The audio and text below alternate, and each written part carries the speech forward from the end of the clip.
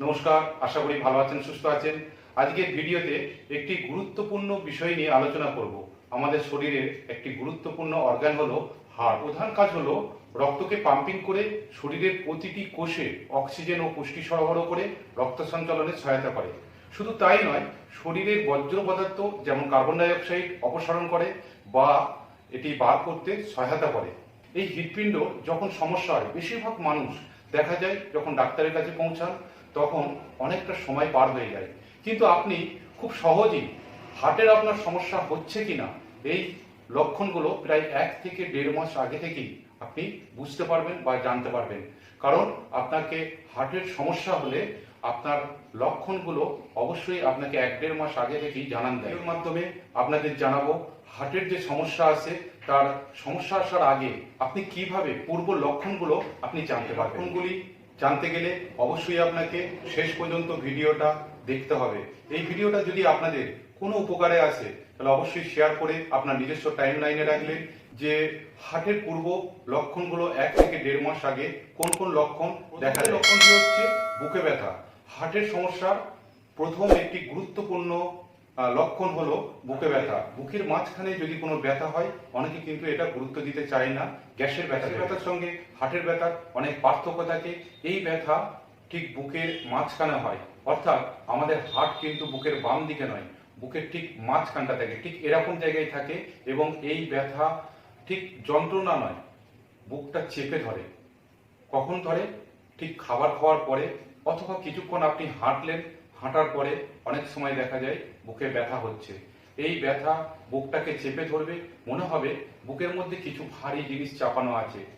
অনেক সময় এই ব্যথা ছড়িয়ে যায়, অতএব বুকের মাঝখানে শুরু হলো, দেখা যায় যে বাম দিকের বাহুর কাছে, বাম দিকের বাহু অর্থাৎ বাম দিকের হাত তুলতে পারে না, বা এই হাতের মধ্যে ব্যথাটা ছড়িয়ে যায়।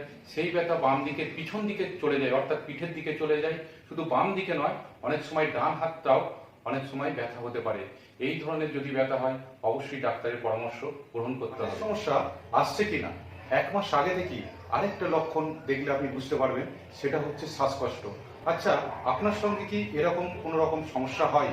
যখন আপনি হাঁটছেন, কিছুক্ষণ হাঁটার পর আপনার বুকে একটা চাপ ধরা ব্যথা অনুভব হচ্ছে এবং একটা শ্বাসকষ্ট অনুভব হচ্ছে, অথবা যখন সিঁড়ি বেয়ে আপনি কিছুটা উঠলেন, ওঠার পরে বুকের মধ্যে চাপ হচ্ছে এবং ব্যথা হচ্ছে, সঙ্গে একটা শ্বাসকষ্ট হচ্ছে এবং আপনি হাঁপিয়ে যাচ্ছেন। এরকম যদি লক্ষণ হয় তাহলে মনে রাখবেন আপনার হৃৎপিণ্ড দক্ষতার সাথে পাম্প করতে পারছে না, যার ফলে ফুসফুসে তরল বা জল জমা হতে পারে এবং শ্বাস নিতে অসুবিধা হয় এবং বুকে ব্যথাও হয়, যাকে কনজেস্টিভ হার্ট ফেলিওর বা করোনারি আর্টারি ডিজিজ বলা হয়। আরেকটা যে লক্ষণ দেখা দেয় সেটা হচ্ছে ক্লান্তি। এই ক্লান্তি, হার্টের সমস্যার ক্লান্তি, দুটো পার্থক্য আছে। ন্যাচারাল যে সাধারণ যে ক্লান্তিগুলো হয় সেগুলো কিছুক্ষণ পরে, অর্থাৎ সারাদিন কাজ করছেন, কাজ করার পরে কিছুক্ষণ পর এটা যদি বিশ্রাম নেওয়া হয় বা কিছুটা ঘুমিয়ে নিলেন, তারপর কিন্তু এই ক্লান্তি কেটে যায়। হার্টের সমস্যাতে এই ক্লান্তি কাটে না, অর্থাৎ আপনি কাজ করার পর সারাদিন শরীরে একটা ক্লান্তিবোধ দেখা দেবে এবং বিশ্রাম নেন, ঘুমান, তা সত্ত্বেও এই ক্লান্তি কিন্তু কাটে না। অতএব সাধারণ ক্লান্তি প্রায় বিশ্রামের পর উপশম হয়, কিন্তু হার্ট সম্পর্কিত ক্লান্তি পর্যাপ্ত ঘুম বা বিশ্রামের পরও অব্যাহত থাকে। তাহলে কারণটা কি? ক্লান্তির সঙ্গে হার্টের সমস্যার কি কারণ? এই কারণটা হচ্ছে হার্ট সমস্ত শরীরের অংশে অক্সিজেনযুক্ত রক্ত পাম্প করে পৌঁছে দেয়। যখন আমাদের শরীরে পেশি, টিস্যু অর্থাৎ কোষগুলো পর্যাপ্ত অক্সিজেন না পায়, তখন এই বিশ্রাম নেওয়ার পরও এই ক্লান্তি কাটবে না। এটাই সম্পর্ক, তখনই কিন্তু সচেতন হতে হবে। এছাড়াও আরেকটি যে মূল কারণ হচ্ছে সেটা হচ্ছে স্ট্রেস বা উদ্বেগ। হঠাৎ আপনার মধ্যে কোনো কারণ নেই, কোনো চিন্তা নেই, কিন্তু একটা ভিতর থেকে একটা উদ্বেগ তৈরি হলো, সঙ্গে একটা ঠান্ডা ঘাম দেখা দিচ্ছে কপালে, সারা শরীরে, তখন এটা আপনাকে ভাবতেই হবে যে আপনার হার্ট সম্পর্কিত কোনো সমস্যা দেখা দিচ্ছে।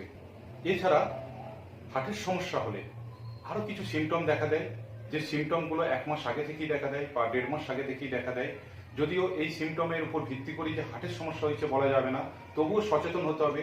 যে সিমটমগুলো হচ্ছে চোয়াল বা ঘাড়ে ব্যথা বা দাঁতের গোড়ায় ব্যথা, পায়ে ফোলাভাব, ট্রেস বা উদ্বেগ, অনিয়মিত হার্টবিট, হাই প্রেশার বা লো ব্লাড প্রেশার। এই লক্ষণগুলো যদি দেখেন তাহলে এটি সঠিক মূল্যায়ন করার জন্য একজন উপযুক্ত ডাক্তারবাবুর পরামর্শ গ্রহণ করতে হবে। আজ এই পর্যন্তই। পরবর্তী আবার এরকম কোনো গুরুত্বপূর্ণ ভিডিওতে দেখা হবে। ততক্ষণ ভালো থাকুন, সুস্থ থাকুন। যদি ভিডিওটি কোনো উপকারে আসে অবশ্যই শেয়ার করে নিজের টাইমলাইনে রাখুন। আর একটা কথা, একটা লাইক করে পাশে থাকুন। ধন্যবাদ।